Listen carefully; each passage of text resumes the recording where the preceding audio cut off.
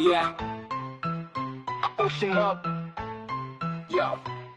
Ako si Mob, tahimik pero makinig. Hindi mo nga alam, tahimik pero makinig. Hindi mo alam, bawat galaw ko'y taktika sa panitik. Huwag mo akong subukan, baka ika'y maibig. Sa laro ng buhay ako'y hindi makikinig. Di ako pala sigaw pero galit ko'y delikado. Kahit sino pa, huwag kang mabiro-biro. Tahimik lang sa tabi pero laging handa. Sa tamang panahon ako ang magwawagi sa gitna. Ako si Mark, tahimik pero makinig.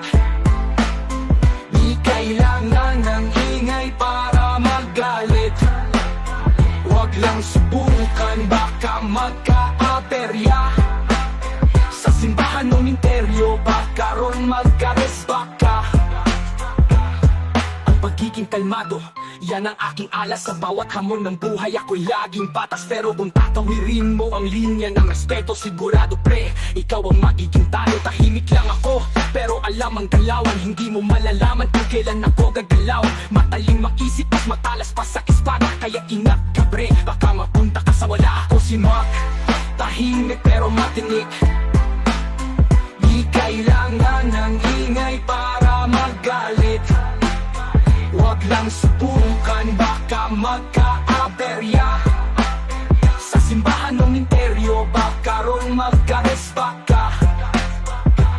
Ang bawat dala ko'y may kalkulasyon. Tahimik lang pero di na nang nahulog ang walang aksyon. Ang respeto'y binibigay sa karapat-dapat. Pero kung mali ka ako'y di basta papaya. Sa huling babala, huwag kang magkamali. Ang tahimik na tubig, minsan ay malalim pare.